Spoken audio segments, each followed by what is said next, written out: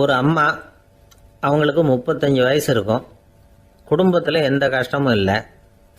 இருந்தாலும் காரணம் இல்லாமல் பிள்ளைங்க பேரில் கோவப்படுறது, எரிஞ்சு விடுறது அவங்க வழக்கம். பிள்ளைங்க அழும். உடனே அவங்க மனசும் சங்கடப்படும். இன்னொரு அம்மா, நல்ல வேலையில் இருக்கிறவங்க, வாரத்துக்கு ஒரு தடவையாவது தலைவலி வந்துடும். இவங்களுக்கெல்லாம் உடம்புல எந்த கோளாறும் இல்லை, மனசு மட்டும் சரியாக இருக்காது. தூக்க மாத்திரை கையில் வச்சுருப்பாங்க. 30-35 வயசுடைய பெண்களுக்கு சர்வசாதாரணமாக காணப்படுகிற மனக்கோளாறு இது.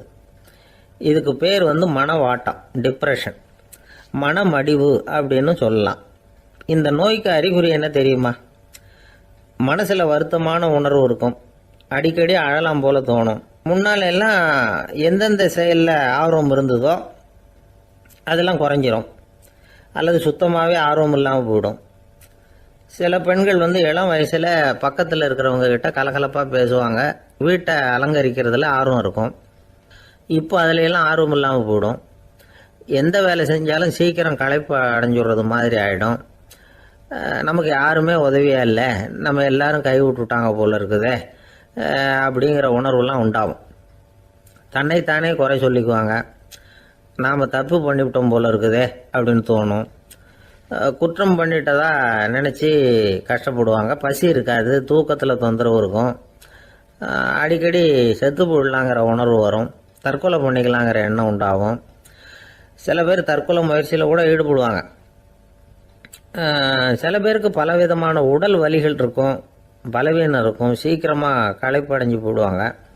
இதெல்லாம் மனவாட்ட நோய்க்கான தன்மைகள். இந்த மனவாட்டம், அதாவது டிப்ரெஷனை 2 வகையாக பிரிக்கலாமா. ஒன்று தானாக உண்டாக்கிக்கிறது, இன்னொன்று எதிர் விளைவை உண்டு பண்ணுகிற அல்லது நரம்பு சம்பந்தப்பட்ட டிப்ரெஷன். தானாக உண்டாக்கிக்கிற மனவாட்ட நோய் இருக்கு பாருங்க, அதுக்கு ஏதாவது சூழ்நிலை காரணமாக இருக்கலாம், அல்லது இல்லாமலும் போகலாம். மூளையில் டொப்பாமைன் அல்லது செரட்டோனின் இதோட அளவு குறையும் பொழுது இந்த டிப்ரெஷன் உண்டாகுது. இதுக்கு ஓரளவு பிறவி காரணங்கள் கூட இருக்கலாம். குடும்பத்தில் வேற சிலருக்கும் வரலாம். பாதிக்கப்பட்ட பெண்ணை பார்க்கறதுக்கு பலவீனமாக தெரியும், கடுமையான குற்ற உணர்வு இருக்கும், தனியாக இருக்கிறதுக்கு ஆசைப்படுவாங்க, நடு ராத்திரியில் எழுந்திரிச்சு உட்காந்து கஷ்டப்பட்டுக்கிட்டு இருப்பாங்க, கொடூரமான முறையில் தற்கொலை பண்ணிக்க முயற்சி பண்ணுவாங்க, தீ வச்சுக்கிறது, அமிலத்தை குடிக்கிறது, தூக்கில் தொங்குறது. இப்படி தானாக வரவழைச்சிக்கிற மனவாட்ட நோய் மறையக்கூடிய நோய். ஒரு தடவை வந்தால் 3லேருந்து 6 மாதம் வரைக்கும் நீடிக்கும். இடைப்பட்ட காலங்களில் நோயாளி இயல்பாக இருப்பார். எதிர் விளைவை உண்டு பண்ணுகிற அல்லது நரம்பு சம்பந்தப்பட்ட மனவாட்ட நோய் எப்படின்னா, கணவன் மனைவி, மாமியார் மருமகள், இப்படிப்பட்ட உறவு முறை பிரச்சனைகள், தோல்விகள், எரிச்சல்கள், ஆபீஸ் பிரச்சனை, இப்படிப்பட்ட சூழ்நிலையால் உண்டாகிறது. எல்லாத்துக்கும் மருந்து இருக்குது, மார்க்கம் இருக்குது, கவலைப்பட வேண்டியதில்லை, தைரியமாக இருக்கணும். உளவியல் மருத்துவம் இதுக்கு ரொம்ப உபயோகமாக இருக்கும். சில பெண்களை பாருங்கள், அவங்க எதுக்கும் அலட்டிக்கிறது இல்லை. ஒரு அம்மா அப்படி தான் தன்னுடைய கணவனை அழைச்சிக்கிட்டு ஒரு மனநோய் மருத்துவர்கிட்ட வந்தாங்க. டாக்டர், எங்கள் வீட்டுக்காரர் திடீர்னு ஒரு மாதிரி ஆயிட்டார், வித்தியாசமாக நடந்துகிறார். எப்படின்னா, இவர் தன்னையே ஒரு ஒட்டடை பூச்சியாக நினச்சிக்கிட்டு இருக்கிறார். அப்படி நினச்சிக்கிட்டு தன்னுடைய தலையாலேயே வீட்டில் உள்ள ஒட்டடையெல்லாம் தொடச்சிக்கிட்டு இருக்கிறார் அப்படின்னாங்க. எவ்வளவு நாளாக அப்படி இருக்குதுன்னு கேட்டார் டாக்டர். 1 வாரமாக அப்படி இருக்குது அப்படின்னாங்க அந்த அம்மா. அப்படின்னா முன்னாடியே ஏன் அழைச்சிட்டு வரல அப்படின்னு கேட்டார் டாக்டர். வீடு பூரா சுத்தமாகட்டுமேனு பார்த்துக்கிட்டு இருந்தேன் டாக்டர் அப்படின்னாங்களாம் அந்த அம்மா.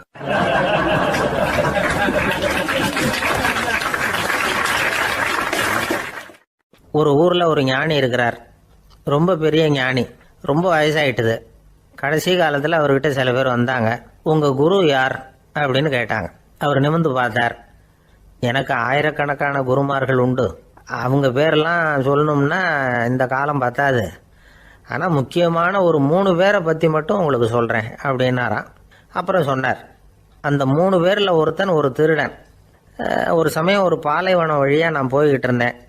அப்போது வழி தவறி போய் ஒரு கிராமத்துக்கு போயிட்டேன். அது இருட்டு நேரம், நடு ராத்திரி, ஊரே உறங்கி போச்சு. அந்த நேரத்தில் ஒரு ஆள் மட்டும் ஒரு வீட்டு சுவத்தில் ஏதோ பண்ணி உள்ளே நுழையிறதுக்கு முயற்சி பண்ணிகிட்டு இருக்கிறான். அவங்கிட்ட போய் நான் இன்னைக்கு இங்கே எங்கே தங்க முடியும் அப்படின்னு கேட்டேன். அதுக்கு அவன், இந்த ராத்திரி வேளையில் அது ரொம்ப சிரமம், ஒரு திருடனோட உங்களால் தங்க முடியும்னா நீங்கள் என்னோட தங்கலாம் அப்படின்னா. நான் அவங்க கூட 1 மாதம் தங்கியிருந்தேன். ஒவ்வொரு நாள் ராத்திரியும் இப்போ நான் என்னுடைய வேலைக்கு போகிறேன், நீங்கள் ஓய்வு எடுத்துக்கோங்க அப்படின்னு சொல்லிவிட்டு போவான். அவன் திரும்பி வந்த உடனே உனக்கு ஏதாவது கிடைச்சிதான்னு நான் கேட்பேன். அதுக்கு அவன் இன்னைக்கு ராத்திரி ஒன்றும் இல்லை, நாளைக்கு மறுபடியும் முயற்சி பண்ணுவேன் அப்படின்பா. எப்பவும் அவன் நம்பிக்கை இழந்ததே கிடையாது, எப்பவும் சந்தோஷமாகவே இருப்பான். நானும் ரொம்ப காலமாக தியானம் பண்ணிக்கிட்டே இருந்தேன், ஒன்றுமே நடக்கலை. ஆனால் நான் என்ன பண்ணேன் தெரியுமா, மனசு வருத்தப்படும், நம்பிக்கை இழந்துருவேன். அப்போல்லாம் அந்த திருடனுடைய விடாமுயற்சி தான் ஞாபகத்துக்கு வரும். அதனால் அந்த திருடன் எனக்கு ஒரு குரு. என்னுடைய 2வது குரு யாருன்னா அது ஒரு நாய். இது எப்படின்னா, ஒரு சமயம் எனக்கு ரொம்ப தாகமாக இருந்தது. ஒரு நதியை நோக்கி போய்கிட்டு இருந்தேன். அப்போ ஒரு நாயும் வந்தது, அதுக்கும் தாகம். ஓடி வந்து ஆற்றை பார்த்தது. அதோட நிழல் வந்து ஆற்றுல தெரிஞ்சுது. அதை பார்த்ததும் பயந்துட்டுது. அதாவது அது தன்னுடைய சொந்த உருவத்தையே கண்டு பயந்தது. அதை பார்த்து குறைக்குது, திரும்பி ஓடிச்சு. ஆனால் அதுக்கு தாகம் அதிகமாக இருந்ததுனால அது மறுபடியும் திரும்பி வந்தது. பார்த்தா மறுபடியும் தண்ணியில் நாயோட உருவம் தெரியுது. இப்படி சில தடவை பண்ணிச்சு. இருந்தாலும் கடைசியில் தண்ணியில் குதிச்சுட்டுது துணிஞ்சி. இப்படி குதித்த உடனே அதோட உருவமும் மறைஞ்சுட்டுது. இதை பார்த்தேன். நான் என்ன புரிஞ்சுக்கிட்டேன்னா, எவ்வளவுதான் பயம் இருந்தால் கூட ஒருத்தன் தைரியமாக காரியத்தில் இறங்கணும் அப்படிங்கிறத புரிஞ்சுக்கிட்டேன். இந்த போதனை அந்த நாய்கிட்ட இருந்து எனக்கு கிடைச்சிது. இது ஒன்று. அடுத்தது என்னுடைய 3வது குரு யாருன்னா அது ஒரு சின்ன குழந்தை. நான் ஒரு சமயம் ஒரு நகரத்துக்கு போனேன். அங்கே ஒரு குழந்தை எரிகிற மெழுகுவத்தி ஒன்று எடுத்துக்கிட்டு வந்தது.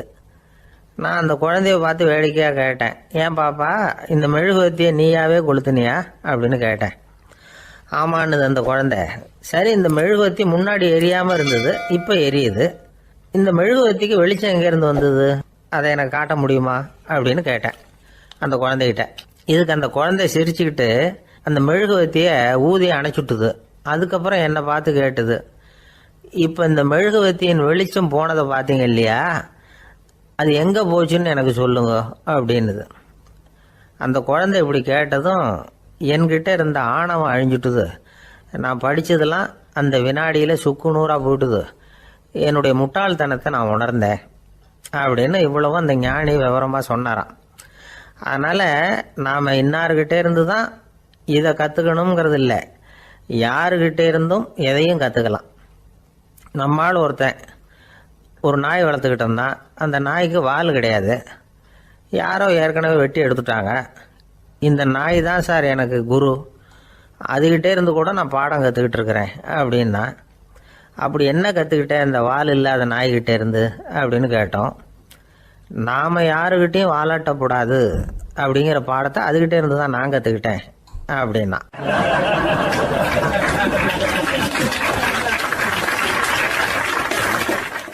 இந்த உலகத்தில் எவ்வளவோ உயிரினங்கள் இருக்குது, ஒவ்வொன்றும் ஒவ்வொரு விதமாக சண்டை போடுது. இப்போ 2 மாடு சண்டை போட்டுக்குதுன்னு வச்சுங்க, என்ன பண்ணும், 2 முட்டிக்கும். அதுக்கு சண்டை போடுறதுக்கு ஆயுதமாக உபயோகப்படுறது அதோட கொம்பு. 2 சேவல் சண்டை போட்டுக்குதுன்னு வச்சுங்க, அதுக்கு ஆயுதமாக உபயோகப்படுறது அதோட கால் நகம். காலால் தான் அது ஒன்றோட ஒன்று சண்டை போட்டுக்கும். ஆனால் 2 மனுஷன் சண்டை போட்டுக்கிறான்னு வச்சுங்க, இவன் இன்னதை தான் ஆயுதமாக உபயோகப்படுத்துவான்னு குறிப்பிட்டு சொல்ல முடியாது. கல்லை எடுப்பான், கத்தி எடுப்பான், துப்பாக்கி எடுப்பான், என்ன வேணாலும் பண்ணுவான். வாயால் திட்டுவான், கையால் அடிப்பான், காலால் உதைப்பான், சகலகலாக வல்லவன். விலங்குகள்லாம் பொதுவாக வாயை சாப்பிட்றதுக்கு மட்டும்தான் உபயோகப்படுத்துது. ஆனால் இவனுக்கு சாப்பிட்றதுக்கும் அதுதான், சாப்பிட்டு விட்டு திட்டுறதுக்கும் அதுதான். ஆனால் ஒரு விஷயத்தில் மட்டும் கெட்டிக்கிறேன். அதாவது நாம் சண்டை போட்டுக்கிட்டாலும் பரவாயில்லை, கோழிகள் சண்டை போடாமல் இருக்கணும் அப்படின்னு ஆசைப்படுறான். எதுக்காக? கோழிகள் சண்டை போடாமல் இருந்தால் நிறைய முட்டைகள் போடுமா, அதுக்காக தான் இந்த அக்கறை. கோழி பண்ணை வச்சிருக்கிறவங்களுக்கு இது ஒரு பெரிய பிரச்சனை. அதாவது பண்ணையில் இருக்கிற கோழிகளுக்குள்ளே அடிக்கடி சண்டை வந்துடும், அதனால் முட்டை உற்பத்தி குறைஞ்சிரும். சரி, இதுக்கு என்ன பண்ணுறது? பண்ணையில் போய் உட்காந்துக்கிட்டு தினமும் பஞ்சாயத்து பேசிகிட்டு இருக்க முடியுமா? அமெரிக்காவில் கோழி பண்ணை வச்சிருக்கிற ஒருத்தர் இதை பற்றி யோசனை பண்ணி பார்த்தாராம். ஒரு வழியையும் கண்டுபிடிச்சிருக்கார். கோழிக்கெல்லாம் மூக்கு கண்ணாடி மாட்டி விட்டுட்டோம்னா அது சண்டை போடுற குணம் குறைஞ்சிரும், முட்டை அதிகமாகிடும். அந்த கண்ணாடியில் உள்ள லென்ஸு சிவப்பு நிறத்தில் இருக்கணும், அவ்வளவுதான் அப்படின்னு அவர் கண்டுபிடிச்சாராம். இது ஏற்கனவே நடைமுறையில் கண்டுபிடிக்கப்பட்ட ஒரு விஷயம். ஆனால் எல்லா கோழிக்கும் சிவப்பு மூக்கு கண்ணாடி எப்படி மாட்டி விடுறது? அப்படியே மாட்டி விட்டாலும் அது நழுவாமல் இருக்கணுமே. இப்போ நாமெல்லாம் நடு வரலால் மூக்கு கண்ணாடி நடுவில் தொட்டு அப்படி ஸ்டைலாக சரி பண்ணிக்கிறோம். அது மாதிரி கோழி எப்படி சரி பண்ணிக்கும்? இதுதான் பிரச்சனை.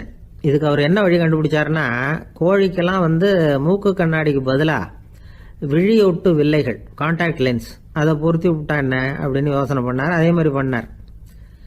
அதே மாதிரி செஞ்சு பார்த்தார், வெற்றி. அதுக்கப்புறம் கோழியெல்லாம் சண்டை போட்டுக்கலையாம், சமாதான பிரியர்களாக ஆகிட்டு தான். கோழிகளுக்கு இயல்பாகவே சண்டை போடுற குணம் உண்டு. ஆனால் அதோட கண்ணுக்கு பார்க்குற பொருள்லாம் ரோஜா நிறத்துலையோ அல்லது இன்னும் சொல்ல போனால் அழுத்தமான சிவப்பு நிறத்துலையோ தெரிஞ்சதுன்னா சண்டை போடுற குணம் குறைஞ்சிருதான். அந்த சமயத்தில் அது அதிகமாகவும் முட்டையிட ஆரம்பிச்சுடுதான். அதே நேரத்தில் இறை எடுக்கிறத கூட குறைச்சிக்குதான். இது ஏன் இப்படி பண்ணுதுங்கிறது விஞ்ஞானிகளுக்கு இன்னமும் புரியலையா. எப்படியோ அமெரிக்க கோழிகள்லாம் கான்டாக்ட் லென்ஸ் பொருத்திக்க ஆரம்பித்தாச்சு.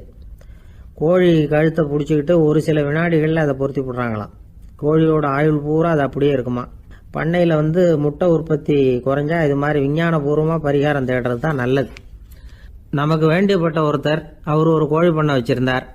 அந்த பண்ணையில் பாதி கோழி திடீர்னு செத்து போச்சு. உடனே ஒரு கால்நடை மருத்துவர்கிட்ட போக வேண்டியது தானே. அங்கே போகல. உள்ளூரில் மந்திரம் பண்ணிகிட்டு இருந்த ஒரு சாமியார்கிட்ட போனார். அவர் காலில் விழுந்தார். சாமி, என் பண்ணையில் பாதி கோழி செத்து போட்டுதுன்னார். சாமியார் யோசனை பண்ணார். சரி, பண்ணையில் வாசப்படி கிழக்கு பக்கமாக வச்சுருக்கியா மேற்கு பக்கமாக வச்சுருக்கியான்னு கேட்டார். கிழக்கு பக்கமாக இருக்குன்னார் அவர். அதுதான் தப்பு, மேற்கு பக்கமாக அதை மாற்று, சரியாக போடும்னாராம். அதே போல் அவர் போய் மாற்றிவிட்டார்.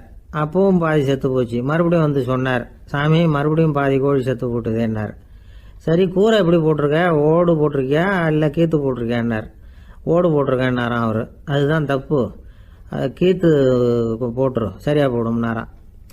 சரின்னு போய் அதையும் மாற்றி பார்த்தார். மறுபடியும் போயிட்டுது, கோழி செத்து போச்சு. வந்தார். மறுபடியும் பாதி செத்து போச்சு சாமின்னு வந்தார். இவரும் யோசனையை மாற்றி மாற்றி சொல்லிகிட்டே இருக்கிறார். இப்படி அவரும் மாற்றி மாற்றி பார்த்தார். 6வது தடவையாக அவரை தேடிட்டு வந்தார். அந்த சமயத்தில் இவர் ரொம்ப தீவிரமாக யோசனை பண்ணி பார்த்துட்டு, அது சரிப்பா, நீயும் என்கிட்ட சளைக்காமல் வந்துக்கிட்டு இருக்கிற, நானும் யோசனை சொல்லிகிட்டு இருக்கேன். இப்போவும் உங்ககிட்ட சொல்கிறதுக்கு என்கிட்ட யோசனை நிறையா இருக்குது. ஆனால் சோதிக்கிறதுக்கு உங்ககிட்ட கோழி இல்லையே, என்ன பண்ணுறது அப்படின்னாராம் இவர்.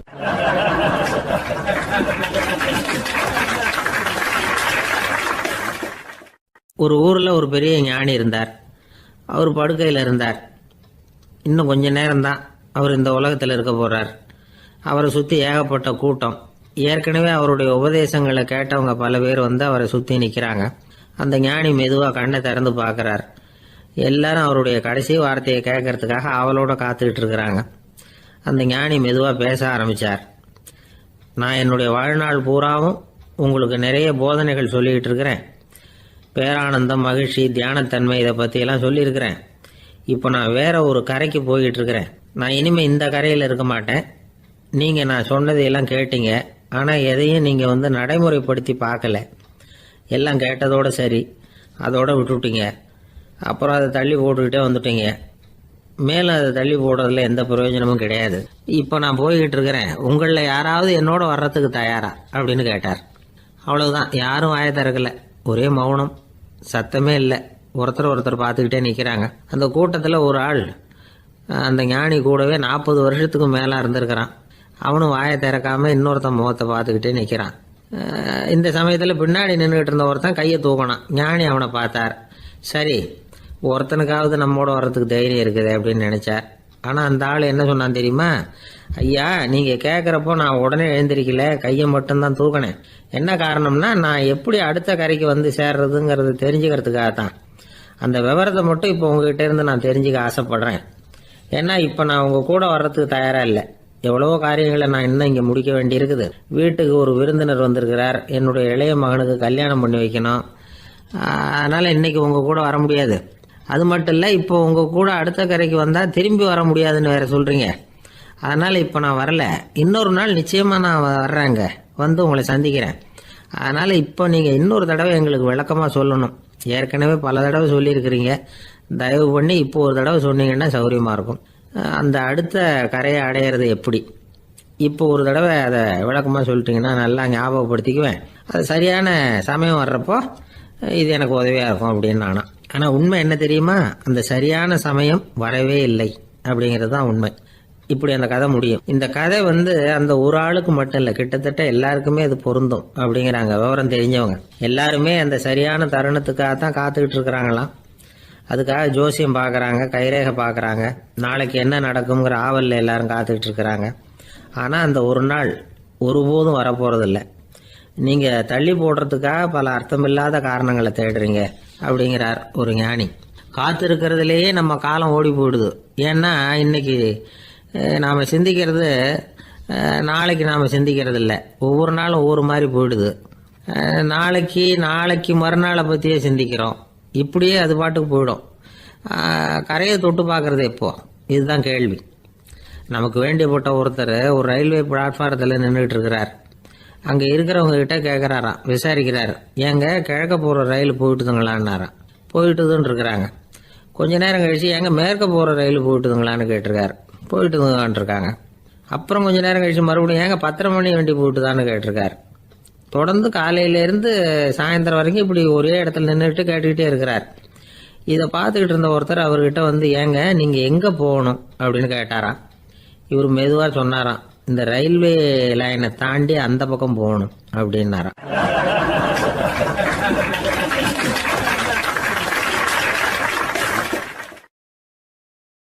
ஆஃபீஸில் வேலை பார்க்குற ஒருத்தர் வந்தார்.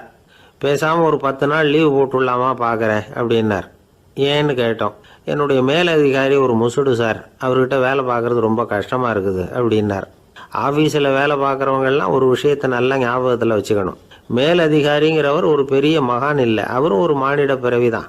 சராசரி மனுஷனுக்குள்ள பலம் பலவீனம் ரெண்டும் அவருக்கும் உண்டு. அதனால் அவரை கொஞ்சம் அனுசரித்து போகிறதுக்கு பழகிறது தான் நல்லது. மேலதிகாரிகளில் பல வகை உண்டு. அதில் முக்கியமாக 3 வகை. அதில் ஒரு வகை எப்படி தெரியுமா? உங்களை ஒரு வேலை செய்கிற மெஷினாக மட்டுமே நினைக்கக்கூடிய வகை. இவங்கெல்லாம் எப்படின்னா, எங்கேயாவது வெளியூர் போயிருந்தா கூட அங்கேருந்து ஃபோன் பண்ணுவாங்க, அந்த வேலை என்னாச்சு, இந்த வேலை என்னாச்சு அப்படின்னு. இவங்களுக்கெல்லாம் உங்கள் நலனை பற்றியோ உங்கள் குடும்பத்தை பற்றியோ அக்கறை இருக்காது. நீங்கள் சொல்கிற யோசனை எதுவும் இவங்ககிட்ட எடுபடாது. கொடுத்த வேலையை பாரு, நீ எனக்கு புத்தி சொல்ல வேணாம் அப்படிம்பாங்க. இவங்களை அனுசரித்து போகிறதுக்கு ஒரே வழி, இவங்க எதை சொன்னாலும் சரின்னு சொல்லிவிட்டு வேலையை கவனிக்க வேண்டியது தான். இவங்ககிட்ட வேற எந்த கேள்வியும் கேட்டுக்கிட்டு இருக்கக்கூடாது. ஆமாம் சாமி போடுறது கௌரவ குறைச்சல் இல்லை, அது ஒரு அலுவலக சௌகரியம், அவ்வளவுதான். இன்னொரு வகையான மேலதிகாரிகள் எப்படி தெரியுமா? இவங்கெல்லாம் ஆஃபீஸ் வேலையை பற்றி அதிகமாக கவலைப்பட்டுக்கிட்டு இருக்க மாட்டாங்க. தங்களுடைய சொந்த இமேஜ் பாதிக்கப்படக்கூடாதுங்கிறதுலேயே கவனமாக இருப்பாங்க. இவங்கெல்லாம் அடிக்கடி உங்கள் நலனை விசாரிப்பாங்க. அதே மாதிரி நீங்களும் அவரை விசாரிக்கணும்னு எதிர்பார்ப்பாங்க. இந்த ரக அதிகாரிகளுக்கெல்லாம் புது வருட வாழ்த்து அனுப்பலாம், பிறந்தநாள் வாழ்த்து அனுப்பலாம். அவருக்கு எங்கேயாவது ஒரு பாராட்டு விழா நடந்தால் முதல் வரிசையில் போய் உட்காந்து உங்கள் முகத்தை காட்டலாம். ஆஃபீஸ் வேலையை மட்டுமே பார்க்குற பணியாளர்கள் இது மாதிரி அதிகாரிகள் கிட்ட நல்ல பேர் வாங்க முடியாது. இன்னொரு வகையான மேலதிகாரிகள் உண்டு. அவங்க எப்படின்னா, ஆஃபீஸ் வேலையை பற்றியும் கவலைப்பட மாட்டாங்க, தனக்கு கீழே வேலை பார்க்குறவங்கள பற்றியும் கவலைப்பட மாட்டாங்க. எக்காரணம் கொண்டும் தன்னுடைய பொசிஷனுக்கு ஆபத்து வந்துடக்கூடாதுன்னே நினைக்கக்கூடியவங்க இவங்க. இவங்களால கடுமையான வேலை செய்யவும் முடியாது, தீர்மானிக்கவும் முடியாது. எந்த முடிவையும் எடுக்காமல் அப்படியே தள்ளி போட்டுக்கிட்டே போடுவாங்க எல்லாத்தையும். இதனால் என்ன ஆகும்னா, இவருக்கு கீழே வேலை பார்க்குற உங்களுக்கு பொறுப்பு அதிகமாகிடும். இவங்ககிட்ட போய் பிரச்சனையை மட்டும் சொல்லி பிரயோஜனம் இல்லை, அதுக்கான முடிவுகளை நீங்களே சொல்லணும். அப்போ தான் இது மாதிரி அதிகாரிகள்கிட்ட நல்ல பேர் வாங்கலாம். அட்லீஸ்ட் கெட்ட பேர் வாங்காமலாவது காலம் தள்ளலாம். ஆஃபீஸில் வேலை பார்க்குறவங்க முக்கியமாக சில விஷயங்களை ஞாபகத்தில் வச்சுக்கணும். ஆஃபீஸில் நடக்கிற நல்லது கெட்டது எதுவாக இருந்தாலும் உடனடியாக மேலதிகாரிகிட்ட தெரிவிக்கிறது நல்லது. 3வது மனிதர் மூலமாக அதை அவர் தெரிஞ்சுக்கிறது அவ்வளவு நல்லதில்லை. எந்த மேலதிகாரியுமே தான் இந்த சர்பாஸ் செய்யப்படுறத விரும்புறதில்லை. அதனால் அவருக்கு தெரியாமல் மேலிடத்துக்கு மணி எழுதி போடக்கூடாது. அப்படி எழுதி போடுறவங்க சில பேர் இருக்கிறாங்க. நீங்களும் உங்கள் மேலதிகாரியும் தொழில் ரீதியாக ஒரே படிப்பு படித்தவராக இருக்கலாம். அப்படி இருந்ததுன்னா அட்ஜஸ்ட் பண்ணி போகிறது கொஞ்சம் கஷ்டம்தான். இதை மனசில் வச்சுக்கிட்டு நடந்துக்கணும். உங்களுக்கும் அவருக்கும் அபிப்பிராய பேதமா, அது அவருக்கும் உங்களுக்கும் உள்ள தனிப்பட்ட பிரச்சனை. அதை விளம்பரப்படுத்திக்கிட்டு இருக்கக்கூடாது, அது அவருடைய கோபத்தை கிளறும். உங்கள் மேலதிகாரி உங்கள் கூட படித்தவராக இருக்கலாம், அதுக்காக அவரை எல்லாருக்கும் முன்னாடி அடைய கிச்சாமி எப்படா இருக்க அப்படின்லாம் கேட்டுக்கிட்டு இருக்கக்கூடாது. பொதுவாக யாரும் அதை விரும்புறதில்லை. இவ்வளவையும் உங்கள் மனசில் வச்சுக்கிட்டு கொஞ்சம் சாமர்த்தியமாக நடந்துக்கிட்டிங்கன்னா ஆஃபீஸ் உங்களுக்கு அவஸ்தையாக இருக்காது, ஆனந்தமாக இருக்கும். ஒரு மேலதிகாரி தன்கிட்ட வேலை பார்க்குற ஒருத்தரை பற்றி ரொம்ப பெருமையாக சொன்னாராம். எங்கள் ஆஃபீஸில் எவ்வளவோ பேர் வேலை பார்க்குறாங்க. எல்லாரும் தினமும் வந்து ஏதாவது பிரச்சனைகளை சொல்லிகிட்டு இருப்பாங்க. ஆனால் இவர் ஒருத்தர் மட்டும்தான் இது வரைக்கும் என்கிட்ட வந்து எந்த பிரச்சனையும் சொன்னதே இல்லை. அவர் பாட்டுக்கு வருவார், வேலை பார்ப்பார், போயிடுவார் அப்படின்னாராம். நான் உடனே அவ்வளவு பெருமைக்குரிய அந்த ஊழியரை பார்த்து கேட்டேன், ஏன்பா உன்னுடைய மேலதிகாரிகிட்ட நீ எந்த பிரச்சனையும் கொண்டுகிட்டு போகிறதே இல்லையாமே அப்படின்னு கேட்டேன். அதுக்கு அவர் சொல்கிறாரு, ஆமாங்க, அது ஏன்னா அவரால் எந்த பிரச்சனையுமே தீர்க்க முடியாதுங்கிறது எனக்கு நல்லா தெரியும், அதனால் அப்படி செய்கிறேன், வேற ஒன்றும் இல்லை அப்படின்னார் ரொம்ப பொறுமையாக.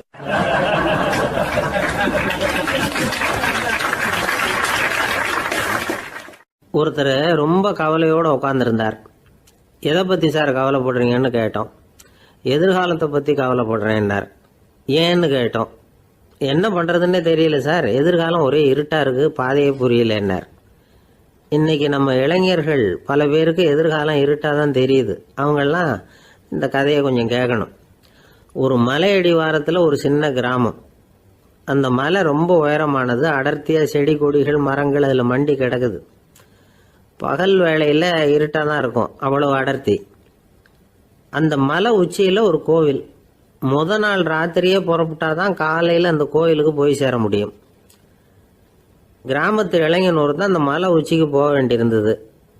கையில் ஒரு விளக்கை எடுத்துக்கிட்டு நாள் ராத்திரியே புறப்பட்டான். புறப்பட்டு போனவன் கிராமத்து எல்லையிலேயே நின்றுட்டான். ஏன் தெரியுமா? அவன் கையில் இருந்த விளக்கோட வெளிச்சம் 10 அடி தூரத்துக்கு தான் தெரியுது. அது வரைக்கும் தான் பாதை தெளிவாக இருக்குது. அதுக்கு அப்பால எல்லாம் ஒரே இருட்டாக இருக்குது, பாதை புரியல. இவன் யோசனை பண்ணி பார்த்தான். மனசுக்குள்ள ஒரு சந்தேகம். 10 அடி தூரம் தானே வெளிச்சம் தெரியுது, அப்படின்னா நாம் 10 அடி தூரம் தானே போக முடியும்.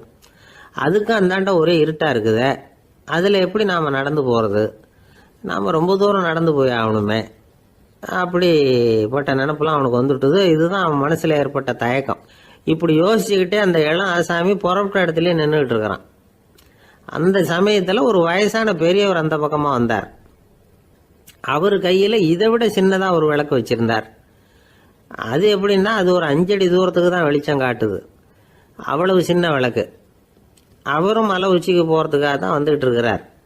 அவரை பார்த்து இவன் கேட்டான், என்ன பெரியவரே, இவ்வளவு சின்ன விளக்கை வச்சுக்கிட்டு அவ்வளவு தூரத்துக்கு எப்படி மலையேற போறீங்க அப்படின்னு கேட்டான். நீ ஏன் இப்படி தயங்கிட்டே நிற்கிறேன்னு கேட்டார் பெரியவர். என்கிட்ட இருக்கிற விளக்கு 10 அடி தூரத்துக்கு தான் பாதையை காட்டுதுன்னா. இப்போ பெரியவர் சொன்னார், தம்பி, உன் கையில் இருக்கிற விளக்கு கொடுக்குற வெளிச்சத்தை வச்சு நீ முதல்ல 10 அடி தூரம் முன்னாடி போ. 10வது அடியில் போய் நின்றுக்கிட்டு பாரு, மறுபடியும் ஒரு 10 அடி தூரத்துக்கு பாதை தெரியும். இப்படி உன் கையில் இருக்கிற விளக்கு தொடர்ந்து வெளிச்சம் காட்டிக்கிட்டே இருக்கும். நீ முன்னேற முன்னேற அந்த வெளிச்சமும் முன்னேறும். அதனால் எத்தனை கிலோமீட்டர் தூரம் வேணும்னாலும் நீ இந்த 10 அடி தூரம் வெளிச்சத்தை வச்சுக்கிட்டே நீ போயிடலாம், புறப்படு அப்படின்னார். இப்போ தான் அந்த பெரியவர் சொன்னது இளைஞனுக்கு பளிச்சுன்னு புரிஞ்சுதான். உடனே உற்சாகமாக புறப்பட்டான், உச்சிக்கு போய் சேர்ந்தான். இந்த கதையிலேருந்து நாம் புரிஞ்சிக்க வேண்டியது என்ன தெரியுமா? நீண்ட கால திட்டம் ஒன்று போடும் பொழுது நமக்கு முன்னாடி இருக்கிறத மறந்துட்டு மனசை போட்டு குழப்பிக்க கூடாது.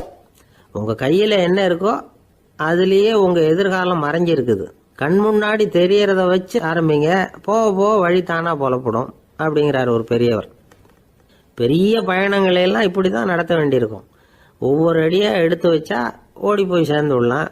மலைச்சி போய் நின்றுட்டா நின்றுக்கிட்டே இருக்க வேண்டியது தான். நம்ம ஆள்லாம் ரொம்ப மோசமாக இருக்கிறாங்க. ஒருத்தன் அப்படி தான் நீண்ட தூர பிரயாணம் ஒன்று புறப்பட்டான். ரயில் போய்கிட்டே இருந்தது. கொஞ்சம் தூரம் போச்சு, பாதி வழியில் கையில் வச்சுருந்த டிக்கெட்டை காற்றுல விட்டுட்டான். ஐயோ, என் டிக்கெட்டு போயிட்டுதே அப்படின்னு கத்த ஆரம்பிச்சுட்டான். பக்கத்தில் இருந்த பெரியவர் அவனை பார்த்து பரிதாபப்பட்டு, கவலைப்படாத தம்பி, போனால் போகுது, வேற டிக்கெட் வாங்கிக்கலாம் அப்படின்னு ஆறுதல் சொன்னார்.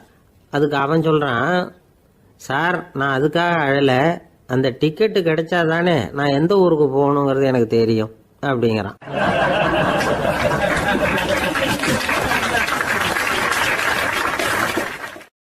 ஒரு நண்பர் யாருக்கோ ஃபோன் பண்ணிட்டு இருந்தார். அவர் பேசி முடிச்சதும் நான் அவரை பார்த்து, இப்போ ஃபோன் பண்ணீங்களே, அந்த ஃபோன் நம்பர் என்ன அப்படின்னு கேட்டேன். அவர் தலையை சொரிஞ்சுக்கிட்டார், ஞாபகம் வரலன்னார். சரி சார், அதை விடுங்க, உங்கள் மனைவி பேர் என்ன அப்படின்னு கேட்டேன். மாலதின்னார். என்ன சார் இது வேடிக்கை, கொஞ்ச நேரத்துக்கு முன்னாடி பேசின ஃபோன் நம்பர் மறந்து போச்சு. எப்போவோ கல்யாணம் பண்ணிக்கிட்ட மனைவி பேர் மறக்கலை, அதை கரெக்டாக சொல்லிவிட்டீங்களே அப்படின்னு கேட்டேன். அவர் என்ன ஒரு மாதிரியாக பார்த்தார். அவர் அப்படி என்னை பார்த்ததில் ஒன்றும் தப்பு இல்லை. ஏன்னா நாம் எல்லாருமே அப்படித்தானே. ஒரு குறிப்பிட்ட காரியத்துக்காக தொலைபேசியில் ஒருத்தட்ட பேசுகிறோம். அதுக்கப்புறம் அந்த எண் நமக்கு அனாவசியம், அதனால் மறந்துடுறோம். இதுக்கு பேர் தான் தற்காலிக ஞாபகம். ஆனால் மனைவி பேரை மறந்துட முடியுமா? முடியாது. அது அவசியமான ஒன்று. அடிக்கடி அந்த பேரை உபயோகப்படுத்துகிறோம். அதனாலேயும் அது முக்கியங்கிறதுனாலேயும் அதை மறக்கிறது இல்லை. இதுக்கு பேர் நிரந்தர ஞாபகம். சரி, இந்த தற்காலிக ஞாபகம், நிரந்தர ஞாபகம், இது ரெண்டு ஞாபக அளவுகளையும் கட்டுப்படுத்துறது எது அப்படின்னா மூளைக்குள்ள நடக்கிற மின்சார நடவடிக்கைகள் தான். தற்காலிக ஞாபகம் ஒரு மின்னல் மாதிரி தோன்றி மறையுது. நிரந்தர ஞாபகம் ஒரு படிவம் போல மூளையில படிஞ்சுடுது. ஒரு சம்பவத்தின் பல பிரதிகள் மூளையில பல்வேறு பகுதிகளிலேயும் படியறதுனால ஒன்னு மறைஞ்சாலும் மறந்தாலும் இன்னொன்னு மறையறதில்லை. இப்படிப்பட்ட நிலைமையில தான் தொண்டையில இருக்கு, வாயில வரமாட்டேங்குது சார் அப்படிமா. ஒருத்தருக்கு எந்த துறையில ஆர்வமும் ஈடுபாடும் அதிகமோ அது சம்பந்தமான ஞாபக சக்தி அதிகமா இருக்கும். தொழிலை விரும்புகிற ஒரு டெலிபோன் ஆபரேட்டருக்கு எண்கள்லாம் நல்ல ஞாபகம் இருக்கும். அது மாதிரி கவிஞர்களுக்கு வார்த்தைகள் நல்ல ஞாபகத்தில் இருக்கும். இது ஒரு பக்கம் இருந்தாலும் ஒரு மூளை எண்களை விட எழுத்துக்களை விட படங்களை ரொம்ப சுலபமா ஞாபகத்தில் வச்சுக்குது. புரிஞ்சுக்கிற தன்மை, அனுபவம், புத்தி கூர்மை இது கூடி குறையிறத பொறுத்து ஞாபக சக்தியும் ஏறும் இறங்கும். இப்போ உதாரணத்துக்கு ஒரு பையனுக்கு படித்தது எதுவும் ஞாபகத்தில் இல்லைன்னா அவன் அதை சரியா புரிஞ்சுக்கலன்னு அர்த்தம். இந்த மறதிங்கிறது எந்த சமயத்தில் ஒரு பிரச்சனை ஆகுது தெரியுமா? உங்களுக்கு வேண்டியப்பட்ட ஒருத்தரை ஞாயிற்றுக்கிழமை சாயந்தரம் சரியா 5 மணிக்கு கடற்கரைக்கு வர சொல்லிவிட்டு அந்த நேரத்தை மறந்துட்டா அது பரவாயில்ல, வர சொன்னதையே மறந்துட்டாதான் நிலைமை மோசம்னு அர்த்தம். இப்படி இருந்தா இது சிகிச்சை எடுத்துக்க வேண்டிய நிலைமைங்கிறத புரிஞ்சுக்கணும். ஆமா, இதுக்கும் மருந்து இருக்கு. ஆனா மூளை குறிப்பிட்ட அளவுக்கும் கீழே இயங்குறப்போவோ இன்னொன்னு சொல்லுவாங்க, இந்த நியூரோ டிரான்ஸ்மிட்டர் அப்படின்னு சொல்லுவாங்க. அப்படிங்கிற மூளை ரசாயனம் ரொம்பவும் குறைஞ்சி போறப்போ மட்டும்தான் உபயோகப்படும். டாக்டர் என்ன சொல்றாங்க தெரியுமா? மூளையை பொறுத்த வரைக்கும் அதுல ஞாபக சக்தி அதிகமா உள்ள மூளை, மறதி உள்ள மூளை அப்படின்னு ஒன்றும் கிடையாது அப்படிங்கிறாங்க. நினைவு வச்சுக்கிறதுக்கு பயிற்சி அளிக்கப்பட்ட மூளை, பயிற்சியற்ற மூளை அப்படின்னு வேணும்னா சொல்லலாம் அப்படின்னு சொல்றாங்க. அதனால நம்ம ஞாபக சக்திங்கிறது நம்ம கிட்ட இருக்கிற பயிற்சி, முயற்சி இதை பொறுத்து தான் அமையும். ஒருத்தர் ஒரு பென்சிலை எங்கேயோ வச்சுக்கிட்டு தேடிக்கிட்டு இருந்தார். அப்புறம் என்னமோ தீவிரமா யோசனை பண்ணி அதை ஞாபகப்படுத்தி பார்த்துக்கிட்டு இருந்தாராம். எதிரில் உட்கார்ந்துருந்தவர் சொன்னார், பென்சிலை தானே தேடிட்டு இருக்கீங்க, அது உங்க வலது காதில் இருக்குது சார் அப்படின்னாராம் அவரு. இதுக்கு அவரு சொல்லியிருக்காரு, பென்சிலை வலது காதில் தான் வச்சிருக்கேங்கிறது எனக்கு நல்லா ஞாபகம் இருக்கு, ஆனா எது வலது காதுங்கிறது தான் மறந்து போச்சு அப்படின்னாராம். அவர் அதை தான் யோசிச்சுட்டு இருந்திருக்கிறார்.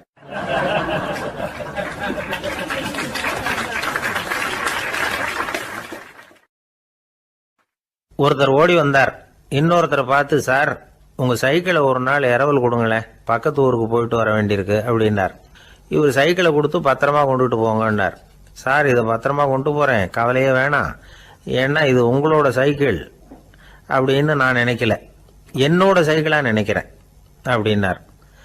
அதுக்கப்புறம் தான் இவருக்கு உண்மையாவே பயம் வந்துட்டுது. ஏன்னா அவர் சொன்னது மாதிரி அதை தன்னோட சைக்கிளாவே நினைச்சு தள்ளிட்டு போட்டா என்ன பண்றது? எது எதை நம்முடையதா நினைக்கணுங்கிறதுக்கு ஒரு வரையறை இருக்கு. சில பேர் ஆபீஸையே வீடா நினைச்சு விடுறது உண்டு. அப்படிப்பட்டவங்க கூட வீட்டை ஆபீஸா நினைக்கிறது இல்லை. ஏன்னா வீட்டில் இவர் ஆபீஸரா நடந்துக்க முடியறதில்லை. இதெல்லாம் ஒரு பக்கம் இருக்கட்டும், இப்போ விஷயத்துக்கு வருவோம். பொறியியல் மேதை டாக்டர் விஸ்வேஸ்வரய்யா இருந்தார் இல்லையா, பாரத ரத்னா விருதெல்லாம் கொடுத்தாங்களே. ஆபீஸ் வேலை வேற, சொந்த வேலை வேற அப்படிங்கிறதுக்கு ஒரு உதாரணமா இருந்தவர் அவர். மைசூர் மகாராஜா கிட்ட திவானா இருந்தார். அவர் ஒரு நாள் அரசாங்க வேலை காரணமா வெளியூர் போயிருந்தார். ஹாசன்கிற ஊருக்கு பக்கத்துல ஒரு பயண மாளிகை, அங்க தங்கிவிட்டார். ராத்திரி அங்க தங்கி இருந்துட்டு விடிஞ்சதும் ஊருக்கு திரும்புறதாக திட்டம். ராத்திரி தூங்குறதுக்கு ரொம்ப நேரம் ஆயிட்டுது. ரொம்ப நேரம் வரைக்கும் அரசாங்க சம்பந்தப்பட்ட வேலைகளையே பார்த்துக்கிட்டு இருக்கிறார். அரசாங்க ஃபைல்கள் நிறைய இருந்தது. அதையெல்லாம் ஒவ்வொன்றா எடுத்தார், படிச்சு பார்த்தார், பரிசீலனை பண்ணார். அது அதில் எழுத வேண்டியதை எழுதினார், கையெழுத்து போட்டார். ஒரு வழியாக அந்த வேலையெல்லாம் முடிஞ்சுது. அதுக்கப்புறம் என்ன பண்ணார்னா, தன்னுடைய சூட்கேஸை திறந்தார். அதிலிருந்து 2 மெழுகுவத்தியை எடுத்து கொளுத்தி வச்சார். அந்த பயண மாளிகையில் அது வரைக்கும் எரிஞ்சுக்கிட்டு இருந்த மின்சார விளக்குகளை அணைச்சுட்டார். அதுக்கு பிறகு அந்த மெழுகுவத்தி வெளிச்சத்தில் சில புத்தகங்களை தொடர்ந்து படிக்க ஆரம்பிச்சிட்டார். அந்த பயண மாளிகையில் பணியாளராக இருந்தவர் இதை பார்த்துட்டு ஓடி வந்தார். மறுபடியும் மின் விளக்க போடுறதுக்காக போனார். விஸ்வேஸ்வர ஐயா அதை பார்த்துட்டு போட வேணாம்ட்டாராம். இது வரைக்கும் நான் அரசாங்க அலுவல்களை கவனிச்சுக்கிட்டு இருந்தேன், அதனால மின் விளக்குகள் அப்போ எரிஞ்சதில் தப்பு இல்லை. இப்போ நான் புத்தகம் படிச்சுக்கிட்டு இருக்கேன், இது என்னுடைய சொந்த வேலை. இங்கே இருக்கிற மின் விளக்கு அதுக்காக ஏன் எரியணும் அப்படின்னு கேட்டாராம். இப்போ இருக்கிற சில அரசு பணியாளர்கள்கிட்ட இந்த சம்பவத்தை பேச்சோட பேச்சா சொல்லி பார்த்தேன். அவங்களால இதை ஜீரணிக்கவே முடியல. நேர்மை தேவைதான் சார், அதுக்காக அவ்வளவு தூரத்துக்கு அது தேவையா அப்படிங்கிறாங்க. விஸ்வேஸ்வர ஐயா அப்படி பண்ணினது தான் ஒரு நேர்மையாளர் அப்படின்னு இந்த உலகத்துக்கு நிரூபிக்கணுங்கிறதுக்காக இல்லை. தான் அப்படி நடந்து காட்டினா தன்னை சுற்றி இருக்கிறவங்களும் அதை கேள்விப்படுறவங்களும் முடிஞ்ச அளவுக்கு பொது வாழ்க்கையில் அரசு பணியில் நேர்மையை கடைபிடிக்க முயற்சி பண்ணலாமே அப்படிங்கிறதுக்காகத்தான். இப்போவும் சில பேர் இருக்கிறாங்க, இவங்க ஆஃபீஸ் வேற வீடு வேறன்னு நினைக்கிறது இல்லை, அவ்வளோ உரிமை. ஒருத்தர் அப்படிதான், அவருக்கு அவசரமாக 5000 ரூபா தேவைப்பட்டது. ஆஃபீஸு பணத்தை எடுத்துக்கிட்டார். அந்த நேரம் பார்த்து ஆடிட் வந்துட்டுது, ஆப்பிட்டுக்கிட்டார். விசாரணை நடக்குது. அவர் சொல்றார், சார் நான் நேரம் காலம் பார்க்காம ஆஃபீஸில் வேலை செய்வேன், ஏன்னா அதை என்னோட ஆஃபீஸாக நினைக்கிறேன். அவசரத்துக்கு அந்த பணத்தை எடுத்தேன், மறுபடியும் வச்சுடலாம்னு தான் இருந்தேன், அதுக்குள்ளே இப்படி ஆயிட்டுது. நீங்கள் என்ன நினைச்சாலும் சரி, நான் ஆஃபீஸ் வேற வீடு வேற அப்படின்னு நினைக்கிறது இல்லை, அது என்னோட சுபாவம் அப்படின்னார். விசாரணை பண்ணவர் தீர்ப்பு வழங்கினார். உங்கள் சுபாவத்துக்கு மதிப்பு கொடுத்து நானும் தீர்ப்பு வழங்குறேன். நீங்கள் கொஞ்ச நாள் ஜெயிலில் இருந்துட்டு வாங்க, அது உங்களுக்கு கஷ்டமாக இருக்காதுன்னு நினைக்கிறேன்.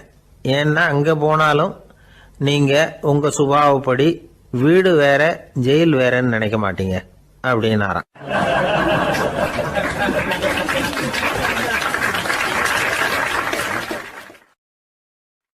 சில பேர் ஆளை பார்த்தா 60 வயசு மாதிரி தோணும், உண்மையான வயசு என்னன்னு பார்த்தா 40 அல்லது 45ம்பாங்க.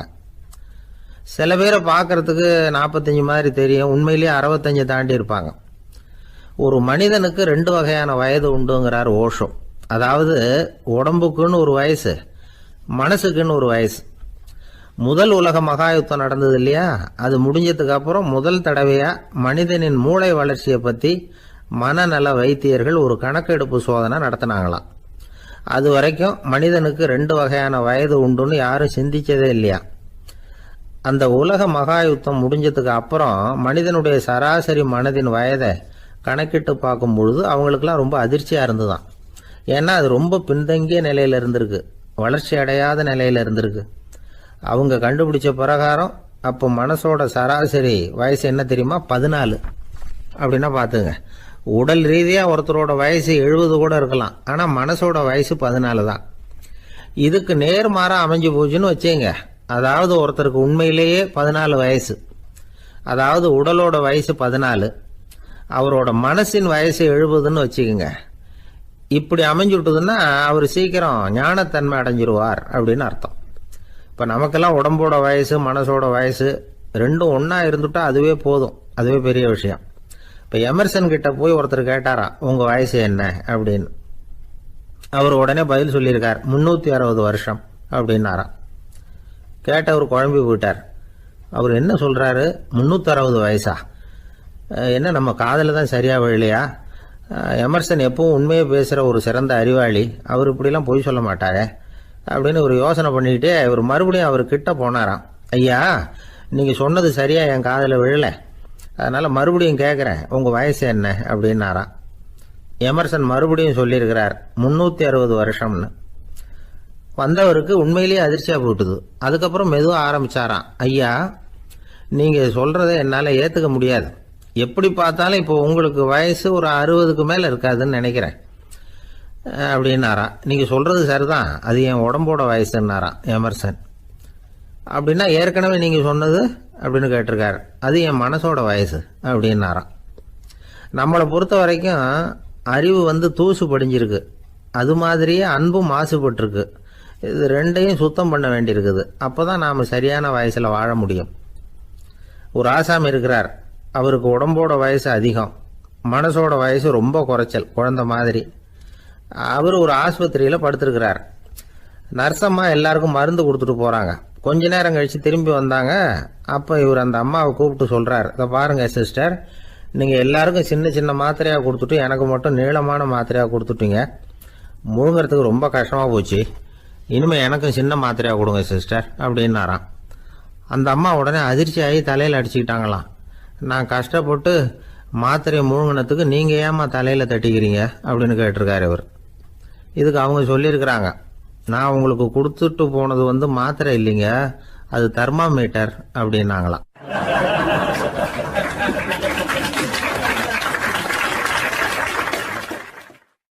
ஒரு நண்பர் சினிமா படம் தயாரிக்கிறவர், அவர்கிட்ட ஒரு நாள் பேசிக்கிட்டு இருந்தேன். அது எப்படி சார் நீங்கள் எடுக்கிற எந்த படமும் கையை கடிக்காத அளவுக்கு எடுத்துடுறீங்களே, அது எப்படின்னு கேட்டேன். அது ஒன்றும் பெரிய விஷயம் இல்லை சார். பெண்களுக்குன்னு சில உருக்கமான காட்சிகள், இளைஞர்களுக்குன்னு சில நடனங்கள், அடிதடி காட்சிகள், அப்புறம் வயசானவங்களுக்குன்னு சில ஆன்மீக காட்சிகள், சின்ன பிள்ளைங்களுக்கு சிரிப்பு, இப்படி எல்லாமும் சேர்த்து நான் படம் எடுக்கிறேன். மசாலா படம்னு பேர். இது ரொம்ப பெருசாக இல்லைன்னாலும் ஓரளவுக்கு சுமாராக ஓடிடும், கையை கடிக்காது அப்படின்னார். இது ஒரு உத்தி. சில பத்திரிகை ஆசிரியர்களும் இந்த உத்தியை கையாளுறது உண்டு. இந்த உத்திக்கு பார்னம் உத்தி அப்படின்னு பேர். பார்னம் எஃபெக்ட் அப்படின்னு சொல்லுவாங்க. அதாவது ஃபீனியஸ் டி பார்னம் அப்படின்னு ஒருத்தர் அமெரிக்காவில் இருந்தாராம். அதாவது 19ஆம் நூற்றாண்டில் அமெரிக்காவில் கொடிகட்டி பறந்த ஒரு சர்க்கஸ் நிறுவனத்தின் அதிபர் அவர். இந்த உலகத்தில் ஒவ்வொரு நிமிஷமும் ஒரு ஏமாளி பறந்துக்கிட்டே இருக்கிறான் அப்படிங்கிறது அவருடைய சித்தாந்தம். ஒவ்வொருத்தரையும் திருப்திப்படுத்துகிற அளவுக்கு அம்சங்களை கொஞ்சம் கொஞ்சமாக கலந்து கேளிக்கை நிகழ்ச்சிகளை நடத்தினது தான் அவருடைய மகத்தான வெற்றிக்கு காரணம். அதனால் அந்த உத்தியை யார் கடைப்பிடிச்சாலும் சரி, அதுக்கு பார்னம் உத்தி அப்படின்னு பேர் வந்துட்டுது. ஜோசியம் சொல்கிறவங்களுக்கும் இந்த உத்தி தான் கை கொடுக்குது. ஒரு விஷயத்த ஒருத்தருடைய கோள் நிலைகள் அல்லது கையெழுத்து நிரூபிக்கிறதாக அவர்கிட்ட சொன்னால் அதை அவர் நம்பிவிடுவார். ஆனால் அந்த விஷயம் நல்லதாக இருக்கணும், நேர்மையானதாக இருக்கணும், அதாவது பாசிட்டிவாக இருக்கணும். 8ஆம் இடத்துல குரு, 9ஆம் இடத்துல சனி, நீங்கள் ஒரு பெரிய மேதை தான் அப்படின்னு சொல்லுவாங்க. கேட்குறவங்களுக்கு அதை மறுக்கிறதுக்கு மனசு வராது. அப்படி சொல்லும் பொழுது கூடவே என்ன கொஞ்சம் முன்கோபம் அதிகமாக இருக்கும், இருந்தாலும் அது உடனே மறைஞ்சிரும் அப்படின்னு சில அற்ப விஷயங்களையும் சொன்னாலும் அதையும் சரிதான்னு சொல்லி ஒத்துக்குவாங்க. ஆளுமையை எடை போடுகிற ஒரு நிறுவப்பட்ட உத்தியின் மூலமாக தன்னுடைய குணாதிசயங்கள் கண்டுபிடிக்கப்பட்டதாக அவர் நம்புறது தான் இதுக்கு காரணம். இந்த மாதம் பணத்தட்டுப்பாடு கொஞ்சம் இருக்கும், உடம்புல ஏதாவது கொஞ்சம் அசௌகரியம் இருக்கும், வீட்டுக்குள்ளே லேசாக மனஸ்தாபம் வரலாம், இது மாதிரி பொதுப்படையாக சிலதை சொன்னாலே போதும், மக்களை நம்ப வச்சுடலாம். இதெல்லாம் நமக்கு மட்டும்தான் ஏற்படுது அப்படின்னு சொல்லி அவங்க நினைக்கிறது தான் காரணம்.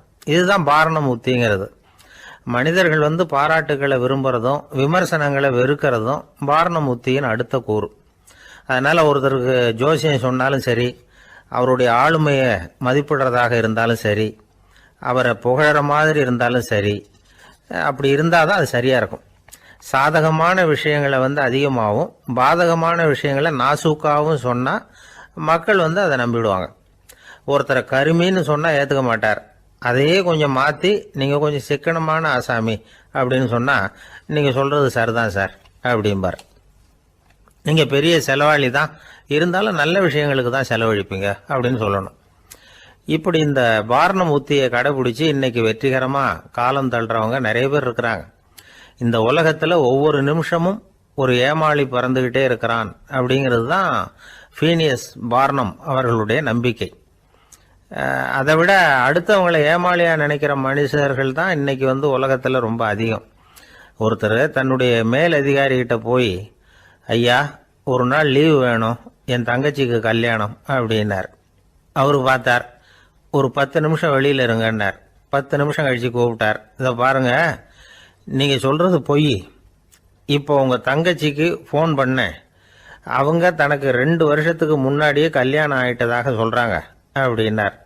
உடனே இவர் சொன்னார், சார் இப்போ நீங்கள் சொல்கிறதும் பொய்யா தான் இருக்கணும், ஏன்னா நிஜமாக எனக்கு ஒரு தங்கச்சியே கிடையாது அப்படின்னார்.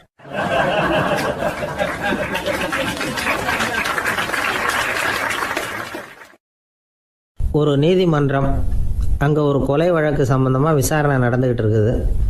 அந்த வழக்கறிஞர் ரொம்ப தீவிரமாக வாதாடிக்கிட்டு இருக்கிறார். தன்னுடைய கட்சிக்காரர் நிரபராதிங்கிறது அவருக்கு நல்லா தெரியும்.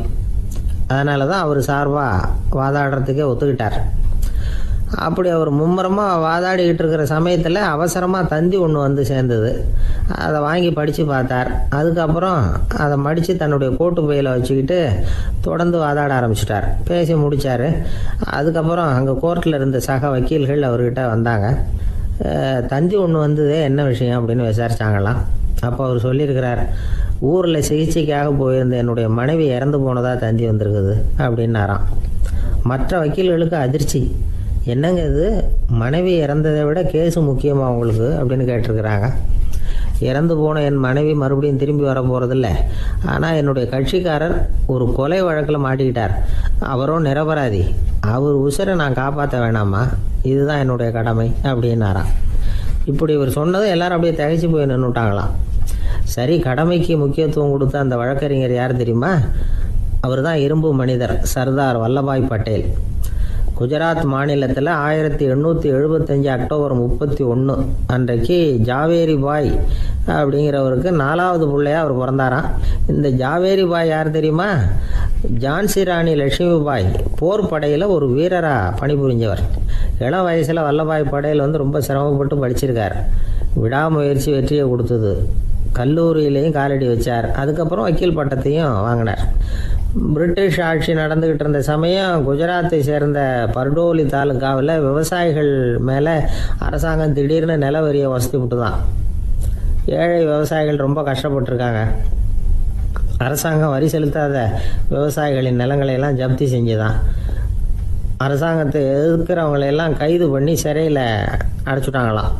சில பேர் வீடு வாசல் ஆடு மாட்டையெல்லாம் விற்று கூட வரி கட்ட வேண்டிய நிலைமைக்கு ஆளாயிட்டாங்க. வழக்கறிஞர் வல்லபாய் பட்டேல் நில வரியை உடனே ரத்து பண்ணணும் அப்படின்னு பம்பாய் கவர்னருக்கு ஒரு கடிதம் எழுதினார். எந்த பலனும் இல்லை. உடனே எல்லா விவசாயிகளையும் அணி திரட்டினார். அதுக்கு தானே தலைமை தாங்கினார். சத்தியாகிரகம் நடத்தினார். அந்த பகுதியில் எந்த வேலையும் நடக்கலை. வேறு வழி இல்லை. ஆட்சியாளர்கள் உடனே வரியை ரத்து பண்ணாங்க. சிறையில் இருந்தவங்களெல்லாம் வெளில விட்டாங்க. 1928 ஆகஸ்ட் 6 சர்க்காருக்கும் விவசாயிகளுக்கும் இடையில் ஒரு உடன்பாடு ஏற்பட்டது. அதுக்கப்புறம் தான் நிலைமை சரியாக போச்சான். வல்லபாய் பட்டேலின் பொது சேவையை பாராட்டின பொதுமக்கள் அவருக்கு சர்தார் அப்படிங்கிற பட்டத்தை கொடுத்தாங்களாம். சர்தார்னா தலைவர் அல்லது தளபதின்னு அர்த்தம். இரும்பு மனிதர்னு இவருக்கு பேர். இருந்தாலும் நகைச்சுவை உணர்வும் இவருக்கு நிறைய உண்டு. ஒரு தடவை ஒரு பத்திரிகை நிருபர் வந்திருக்கார். சர்தார் பட்டேல்கிட்ட அவருக்கு பிடிச்ச பண்பாடு கலாச்சாரம் எது அப்படின்னு கேட்கணும்னு ஆசை. அதனால் அவரை பார்த்து கேட்டாராம், ஏங்க உங்களுக்கு பிடிச்ச கல்ச்சர் எது அப்படின்னு கேட்டிருக்கார். இதுக்கு சர்தார் பட்டேல் சொன்ன பதில் என்ன தெரியுமா? எனக்கு பிடிச்ச கல்ச்சர் அக்ரிகல்ச்சர் அப்படின்னாராம்.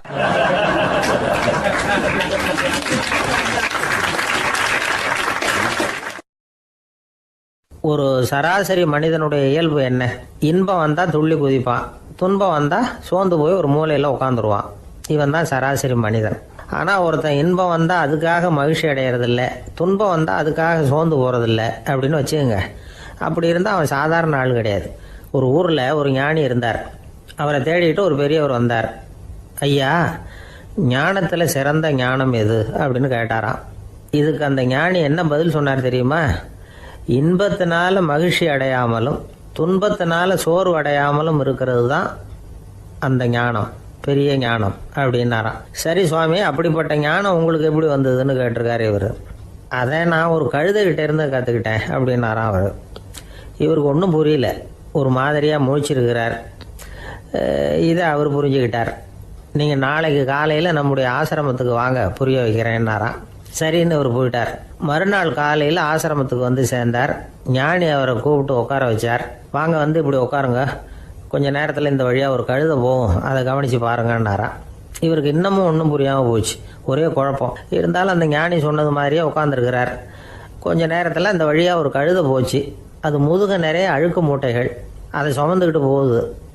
ஒரு செலவு தொழிலாளி அதை ஓட்டிகிட்டு போகிறார். கொஞ்சம் தூரத்தில் ஒரு ஆறு இருக்குது. அங்கே போய் துணியெல்லாம் சுத்தப்படுத்திக்கிட்டு சாயந்தரமாக திரும்பி இந்த வழியாகவே வருவாங்க. ஞானி சொன்னது மாதிரியே இந்த பெரியவர் அழுக்கு மூட்டையை சுமந்துக்கிட்டு போகிற அந்த கழுதையை கவனித்தார். கழுதை போயிட்டுது. அதுக்கப்புறம் ஞானியை திரும்பி பார்த்தார். இப்போ அந்த ஞானி சொன்னார், சாயந்தரம் வரைக்கும் நீங்கள் இங்கேயே இருக்கணும்னார். அதே மாதிரி இவர் இருந்தார். சாயந்தரமாக அந்த ஞானி சொன்னார், ஐயா இப்போ கொஞ்ச நேரத்தில் அந்த கழுதை இந்த வழியாக திரும்பி வரும், அதையும் கவனித்து பாருங்கன்னார். இவரும் கவனித்து பார்க்குறார். கழுதை வந்தது. அது முதுகில் சலவை செய்யப்பட்ட துணி மூட்டை. அது பாட்டுக்கு சுமந்துக்கிட்டு போய்கிட்டு இருக்குது. பெரியவருக்கு ஒன்றும் புரியல, பொறுமை இழந்துட்டார். சரி சுவாமி, இந்த கழுதைக்கும் உங்கள் ஞானத்துக்கும் என்ன சம்பந்தம் அப்படின்னார். இப்போ அந்த ஞானி விளக்கினார். ஐயா, இந்த கழுதை இதே மாதிரி தினமும் காலையில் அழுக்கு மூட்டைகளை சுமந்துக்கிட்டு ஆற்றுக்கு போகுது, மாலையில் வெண்மையான சுத்தமான துணிகளை சுமந்துக்கிட்டு திரும்பி ஊருக்கு போகுது. காலையில் இது போகும் பொழுது முதுகில் அழுக்கு மூட்டைகளை சுமந்துக்கிட்டு போகிறோமேங்கிற வருத்தமும் அதுக்கு கிடையாது. சாயந்தரம் திரும்பி வரும்பொழுது சுத்தமான துணிகளை சுமந்துக்கிட்டு வர்றோமேங்கிற மகிழ்ச்சியும் அதுக்கு இல்லை. இதை பார்த்து தான் நானும் அது மாதிரி ஞானத்தை கற்றுக்கிட்டேன் அப்படின்னாராம். அதனால் யார் கற்றுக் கொடுக்குறாங்க அப்படிங்கிறத விட எதை கற்றுக்கிறோம் அப்படிங்கிறது தான் முக்கியம். ஒரு சினிமா பார்க்குறோம், ஒரு அருவி கொட்டுறது மாதிரி காட்சி வருது, தண்ணீர் வழியுது. படம் முடிஞ்சதும் பார்த்தீங்கன்னா அந்த திரை என்ன நனைஞ்சு போயா இருக்கும். ஒரு தீப்பிடிச்சு எரியிற காட்சியே சினிமாவில் பார்க்குறீங்க, காட்சி முடிஞ்சதும் அந்த வெண் திரையே கருகி போயா இருக்கும். படத்தில் வர்ற தண்ணீரும் நெருப்பும் அந்த திரையை பாதிக்கிறது இல்லை. நாம் அந்த திரை மாதிரி இருக்கிறதுக்கு கற்றுக்கணுமா. அந்த பக்குவம் வந்துவிட்டதுன்னா இன்பமும் துன்பமும் நம்ம எதுவும் செய்யாது. ஒரு சினிமாவை பார்க்குற வரைக்கும் சிரிக்கலாம், அழலாம். பார்த்துட்டு வெளியில் வரும்பொழுது அழுதுகிட்டே வரக்கூடாது. ஒருத்தர் வந்தார், அப்படி படம் முடிஞ்சு வெளியில் வரும்பொழுது அருவி மாதிரி கண்ணீர் சிந்திக்கிட்டே வரார். ஏன் சார், படம் அவ்வளவு சோகமா அப்படின்னு கேட்டார். இன்னொருத்தர், இல்லை சார், கூட்டம் ரொம்ப குறைச்சல் சார், மொத்தம் படம் பார்க்க வந்தவங்களே 15 பேர் தான் சார் அப்படின்னார் கண்ணீரை தொடச்சிக்கிட்டே. அதுக்கு நீங்கள் ஏன் சார் அழறீங்கன்னு கேட்டார் அவர். இந்த படத்தோட தயாரிப்பாளரே நான் தான் சார் அப்படின்னாரா இவர்.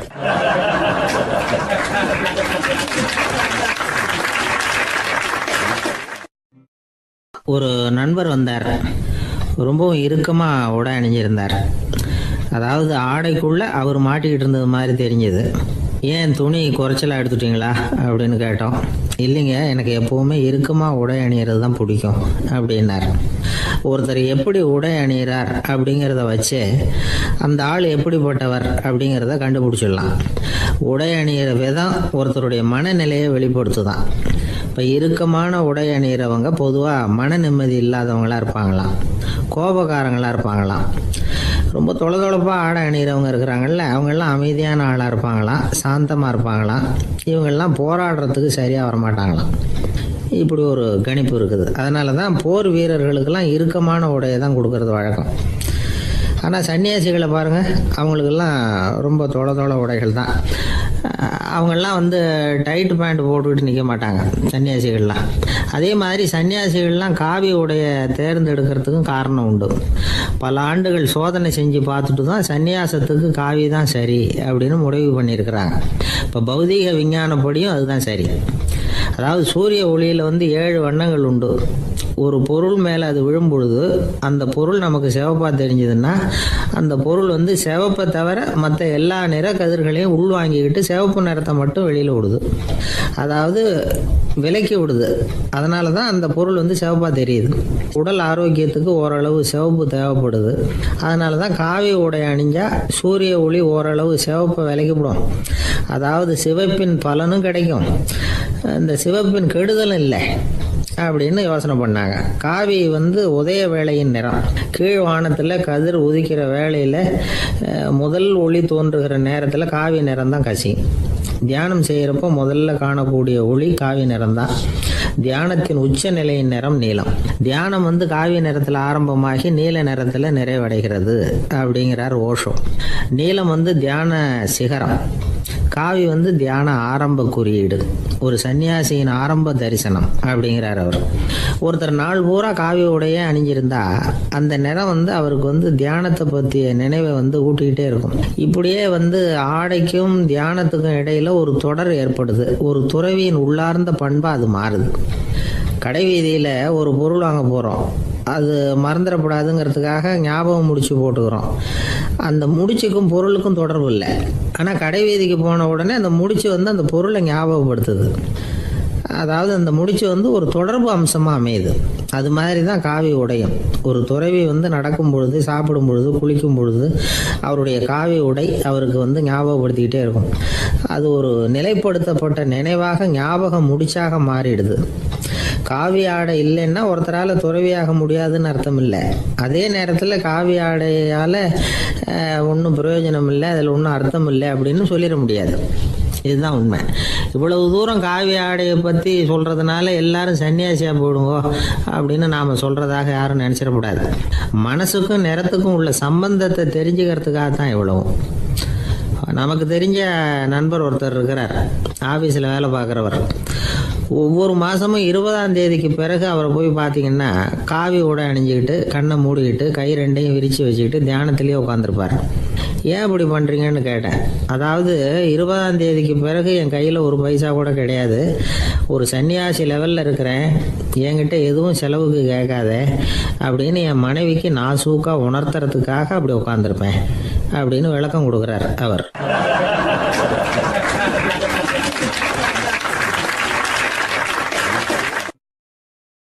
ஒருத்தர் வேகமாக நடந்து போகிறார். கடைத்தெருவில் ஒரு ஸ்வீட்டு கடையை பார்க்குறார். உடனே சடன் பிரேக் போட்டது மாதிரி நிற்கிறார். ஒரு ஸ்வீட் வாங்கி சாப்பிட்லாமேன்னு மனசு சொல்லுது. டாக்டர் வேணாம்னு சொல்லியிருக்கிறார், உடம்புக்கு ஒத்துக்காது, அதனால் அது வேணாம்னு சொல்லுது அறிவு. இவர் மனசு சொல்கிறத கேட்கல, அறிவு சொல்கிறபடி கேட்குறார். அதனால் மறுபடியும் வேகமாக அங்கேருந்து நடந்து போயிடுறார். அவர் நல்ல மனுஷன். மனுஷனுக்கு அறிவும் இருக்குது, உணர்ச்சியும் இருக்குது. எதுக்கு எடுத்தாலும் உணர்ச்சி வசப்பட்டுக்கிட்டு இருக்கக்கூடாது, அறிவு வசத்தில் நாம் இருக்கணும். அப்போ தான் நாம் நல்லபடியாக வாழ முடியும். இல்லைன்னா அவஸ்தை தான். மகாபாரதத்தில் சந்தனுன்னு சொல்லி ஒரு அரசன் வர்றான். அவன் ஒரு சமயம் அறிவு வசப்படாமல் உணர்ச்சி வசப்படுறான். அதாவது ஒரு நாள் கங்கை கரையில் ஒரு அழகான பொண்ணை பார்க்குறான். இவனுடைய மனசு அவகிட்ட போயிடுது. அவளை கல்யாணம் பண்ணிக்கிறதுக்கு ஆசைப்படுறான். அந்த பொண்ணு சரின்னு சம்மதிக்கிறா. ஆனால் ஒரு நிபந்தனை போடுறா. அந்த நிபந்தனைக்கு சம்மதம்னு சொன்னாதான் உன்னை கல்யாணம் பண்ணிக்குவேன்னு சொல்றா. சரி, அவ போட்ட நிபந்தனை என்ன தெரியுமா?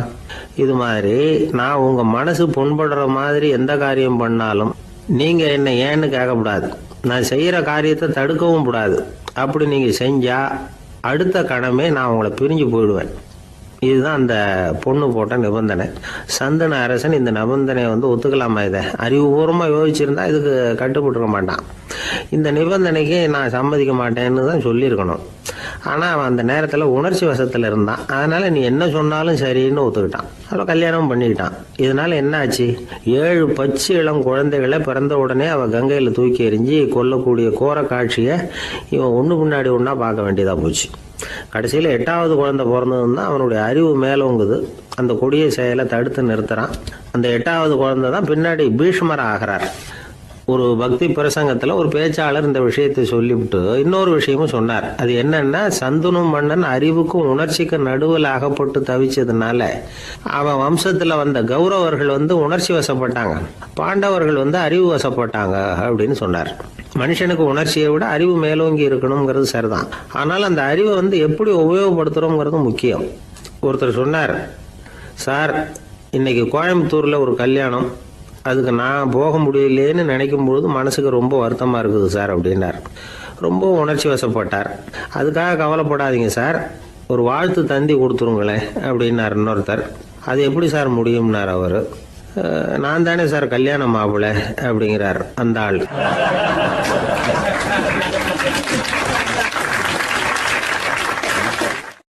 ஒரு சின்ன பையன் என்னை தேடிட்டு ஓடி வந்தான். ஒரு கதை சொல்லுங்கன்னா, சொந்தமாக எதுவும் தெரியாத என்ன, உங்களுக்கு சொந்தமாக எதுவும் தெரியாதுன்னு எனக்கும் தெரியும் அப்படின்னா. இந்த பையன் அடிக்கடி என்கிட்ட கதை கேட்குறவன், அதனால் என்னோட ரகசியம்லாம் அவனுக்கு அத்துப்படி. அதனால தான் அவ்வளவு தெளிவாக அடிச்சு விட்றான்.